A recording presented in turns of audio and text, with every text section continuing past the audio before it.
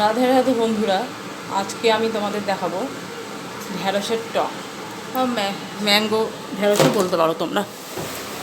তার জন্য আমি এইভাবে ঢ্যাঁড়সগুলো কেটে নিয়েছি। ফ্রেশ কচি ঢ্যাঁড়স লাগবে, এইভাবে কেটে নিয়েছি। আর আম গ্রেট করে নিয়েছি। কাঁচা একটা ফজলি আমই লাগবে, টক আম খুব টক আম ভালো লাগবে না। আর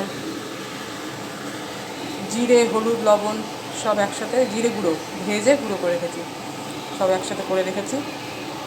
আর কড়াইয়ে দেখো তেল গরম হতে দিয়েছি।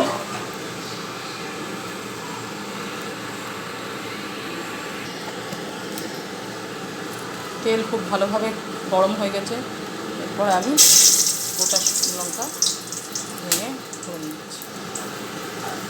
তারপরে কিছুটা সর্ষে করে নিচ্ছি, যেহেতু টক সর্ষে করে নিলেই ফ্লেভারটা ভালো আসবে।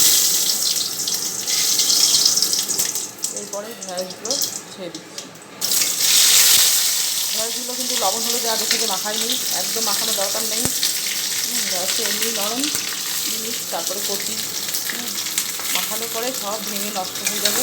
লবণ হলুদ একদম মাখাবে না, গোটা গোটা ঢ্যাঁড়স হয়ে যাবে।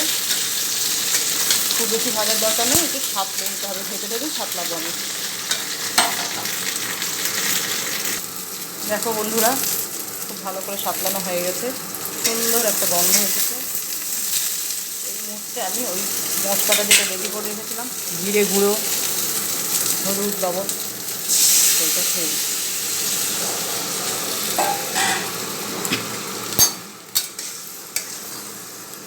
দিয়ে মশলাটা কিছুক্ষণ কষাবো।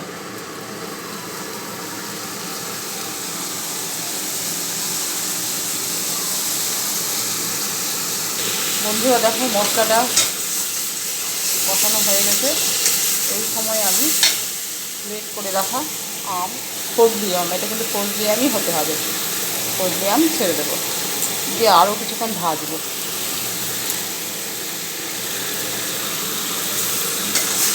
অন্য আম হলে হবে না।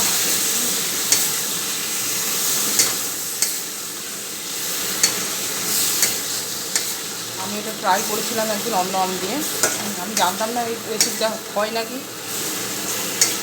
একদিন চেষ্টা করে দেখলাম, যে খেয়ে দেখা যাক কেমন হয়। খুব ভালো হয়েছিল, কিন্তু অন্য আম দিয়ে ভালো হয় না, ফজলি আম দিয়েই বেশি ভালো হয়।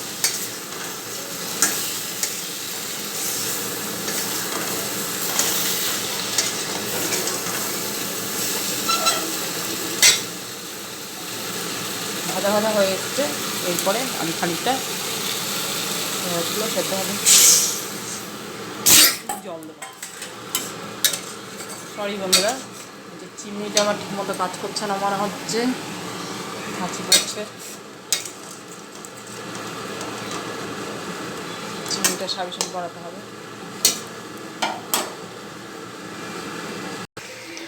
দেখো বন্ধুরা, জল অনেকটাই শুকিয়ে গেছে।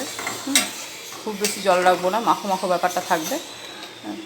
জল দেওয়ার সময় একটু কম জল দেবে, কেন একটু আলু টালু পড়বে না, জল টানবে না। শুধুমাত্র ঢ্যাঁড়স দিয়ে করতে হবে।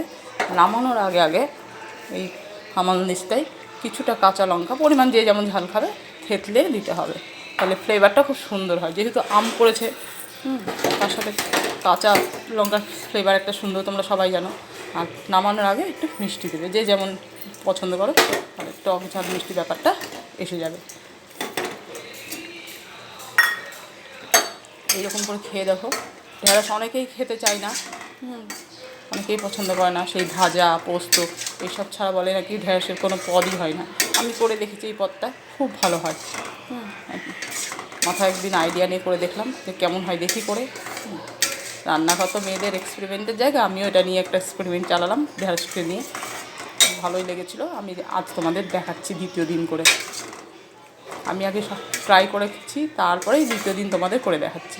এইভাবে করে দেখো, খুব ভালো লাগবে। গরমের দিনে প্রচণ্ডভাবে ভালো লাগবে। আর এবছর তো ঢেঁড়স প্রচুর উৎপাদন হয়েছে। আম যেমন উৎপাদন হয়েছে, ঢেঁড়সও প্রচুর উৎপাদন হয়েছে। দেখো, ঢেঁড়স প্রচুর উঠছে বাজারে। এই গরমে ঠান্ডাও রাখে শরীর।